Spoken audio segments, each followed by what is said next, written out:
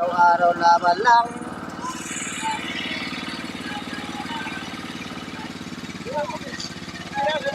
Grasa lang eh. 14, ang dalawang ito lang.